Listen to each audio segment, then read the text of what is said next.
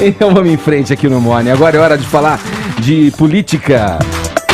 O grupo de trabalho da Lava Jato na Procuradoria-Geral da República fez ontem um pedido de demissão coletiva. Zé Maria Trindade esclarece pra gente o que aconteceu. Bom dia, Zé, pra você aí na capital federal. Isso aqui tá uma banheirona cheia de sabonetes, viu? Muito bom dia. Só escorregando, né, Zé? Olha, Edgar, ontem o presidente Jair Bolsonaro se reuniu com ministros, né, e assessores para decidir sobre dois temas importantes e urgentes.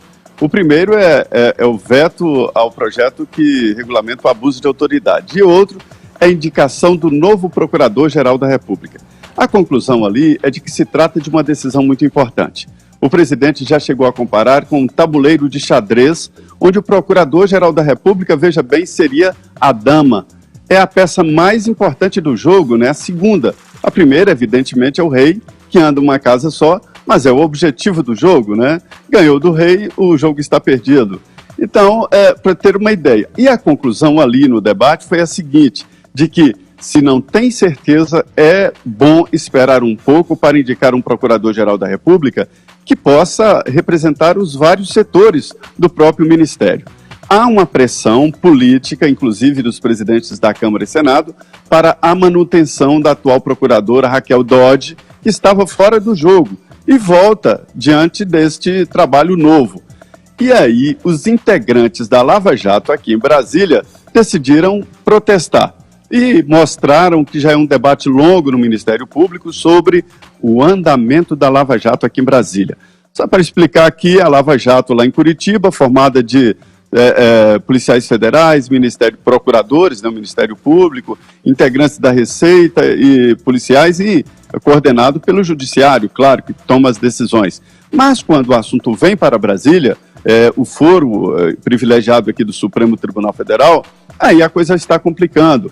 A delação do Léo Pinheiro está engavetada há mais de um ano. Existem outras delações e processos que estão parados na Procuradoria-Geral da República.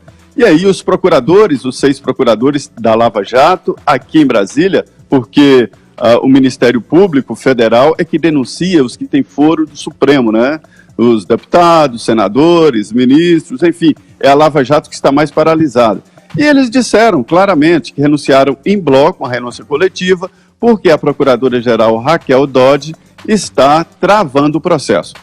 Ela respondeu, dizendo que segue a lei, segue o sigilo, segue a Constituição e por isso só leva ao Supremo quando há evidências fortes. Agora eu explico os bastidores. Me disseram aqui que é o seguinte, o Ministério Público está dividido e com vamos dizer, uma característica muito importante. O Ministério Público não tem nenhuma possibilidade de hierarquia. Os procuradores eles têm autonomia, né? E fazem o que querem, a investigação que quiser.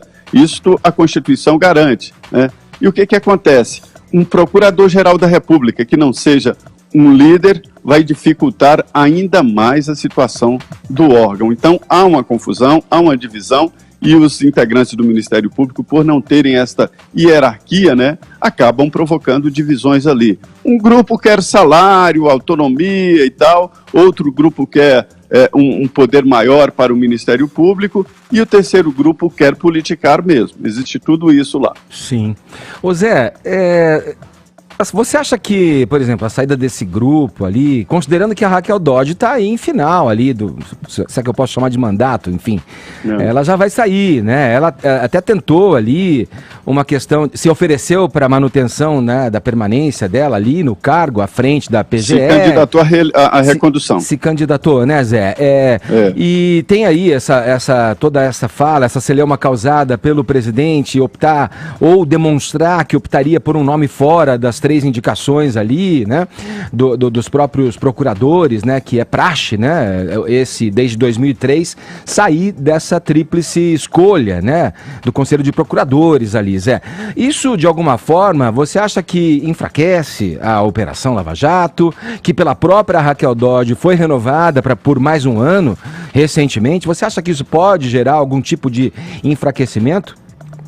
Ah, sim, e principalmente perante a opinião pública.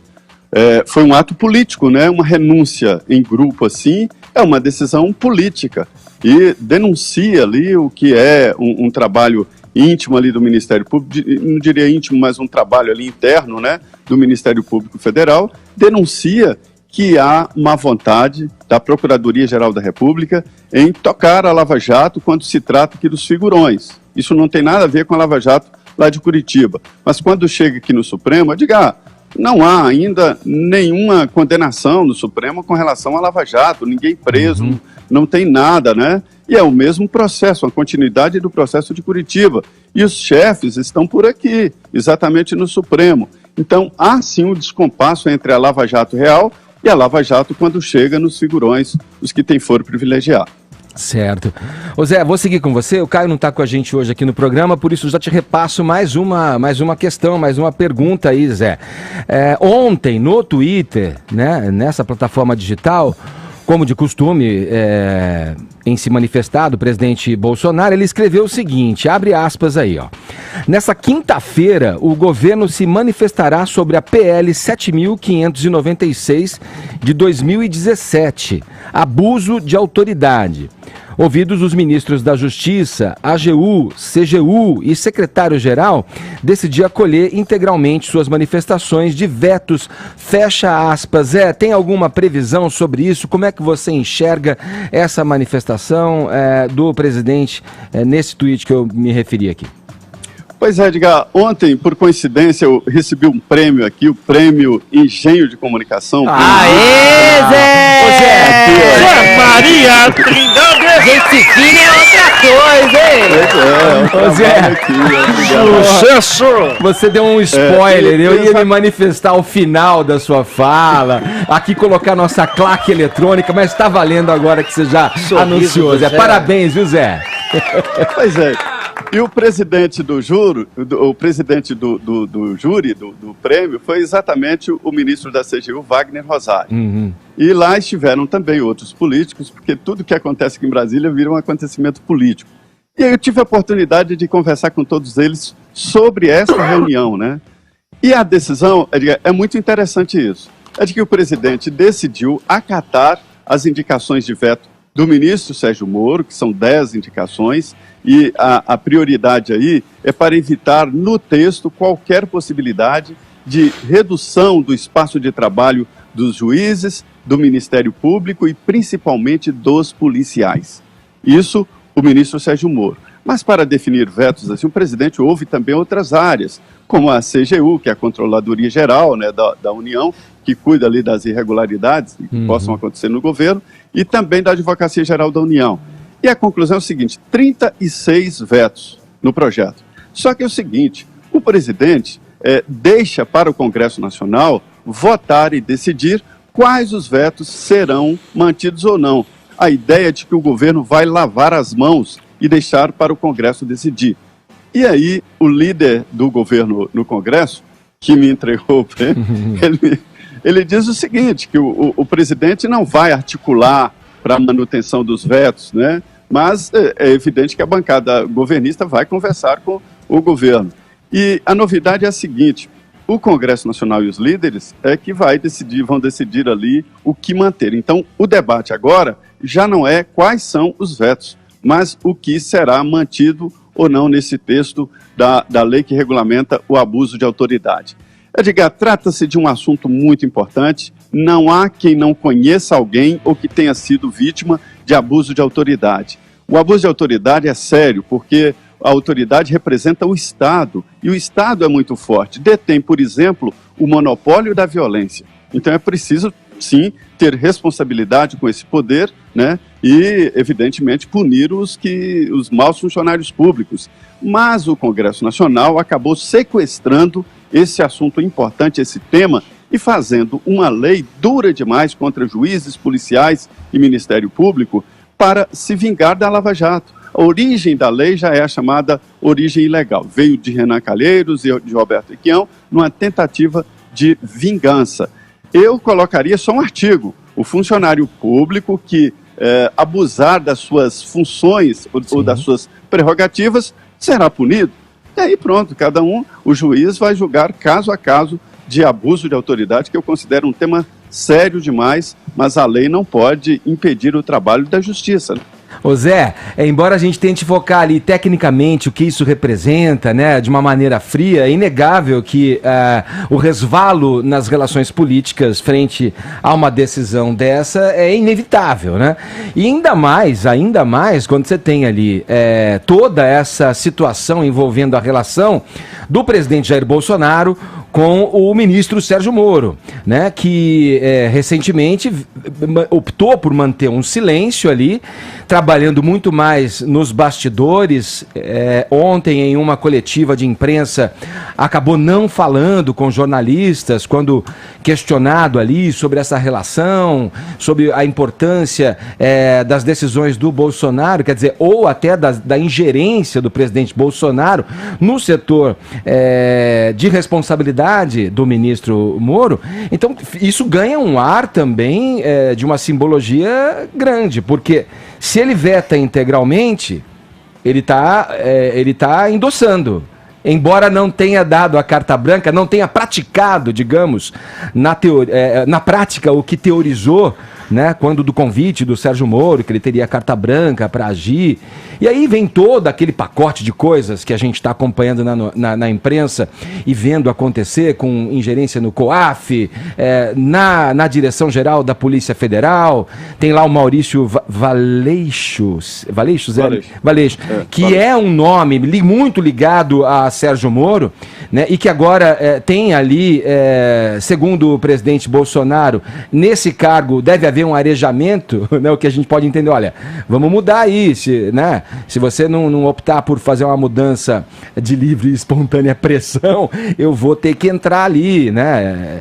Tem toda essa questão envolvendo, né, Zé, esse veto aí na integralidade desse pacote contra o abuso de poder, né, de abuso de autoridade, né, Zé? Tem toda uma simbologia política aí, né? Tem. Olha, não será um veto integral à lei, né? A lei tem cento e poucos artigos. E serão 36 vetados. Então, se não será integral, cada veto vai passar pelo Congresso. A história política aí de bastidor é a seguinte: o presidente aceita as indicações de veto do ministro Sérgio Moro, mas vai além e faz outros vetos, né, mais do que o dobro dos vetos, para pulverizar. E, por outro lado, não toma como sua esta indicação de veto, ou seja, ele veta e lava as mãos e deixa o Congresso decidir. Líderes me disseram que isso não tem muita diferença, porque hoje o presidente não tem uma base sólida no Congresso e o presidente, querendo ou não, ele não vai interferir tanto. Mas interfere, porque lida ali com a PSL, a base governista. Então o presidente veta e lava as mãos, quer dizer, não toma como ele. E num momento político importante, Edgar, o UOL, quer dizer, a Datafolha, publica uma novidade. Pela primeira vez, o ministro Sérgio Moro, de longe o mais popular do governo, é mais popular até do que o presidente Jair Bolsonaro, que é candidato à reeleição em 2022. Sim, 25 pontos percentuais acima, né, Zé? É muito, é a estrela do governo. E mais, o próprio presidente Bolsonaro disse, ele falou, não é me disse, ele falou que conversou sobre esse assunto com o Sérgio Moro, sobre candidatura em 2022. Para se ter uma ideia do momento sensível, é muito sensível, e o governo não pode... o Tancredo dizia, Edgar, que a gente não pode nomear quem a gente não pode demitir, não, viu? Nunca faça isso. As atenções se voltam, Zé, exatamente para o caso que está freado na justiça a mando de Dias Toffoli, do STF, com relação ao Flávio Bolsonaro, filho do presidente, diretamente envolvido em questões aí com a justiça, na tal rachadinha lá, enquanto deputado no Rio de Janeiro. Quer dizer, a atenção volta-se para isso e queremos saber como vai agir agora e com que autonomia vai agir a Polícia Federal e as investigações frente a esse caso, né, Zé? Isso provocou muito prurido, essa intervenção na Superintendência da Polícia Federal do Rio de Janeiro. Por outro lado, essas denúncias aí da Vaza Jato, né, acabaram mostrando um então juiz Sérgio Moro ali não omisso e tal, e dividiu. Quem não gosta dele continua falando mal. Mas ali ele conseguiu solidificar um apoio muito grande, quer dizer, deu um efeito contrário do que esperavam os partidos de oposição. Sim. Valeu, Zé. Obrigado pelo papo, pelas informações. Parabéns pelo prêmio mais uma vez. Sucesso você só pelo... Zé. Olha, chique demais da conta. Prêmio Engenho de Comunicação. Olha, Zé, eu não me lembro a categoria que você recebeu o prêmio, mas olha, pelo conjunto da obra, meu velho, você deveria ganhar todo ano. Da obra. Eu estou em boa companhia aqui, o Adélis Ortiz, da TV Globo, olha aí, que legal. E o Sérgio Amaral, que é o diretor da Rede Bandeirantes aqui em Brasília. Grandes nomes do jornalismo nacional que ficam com base em Brasília. Vocês estão fazendo história pro nosso jornalismo, Zé. Valeu, Parabéns. Zé. Parabéns, viu? Um abração pra você.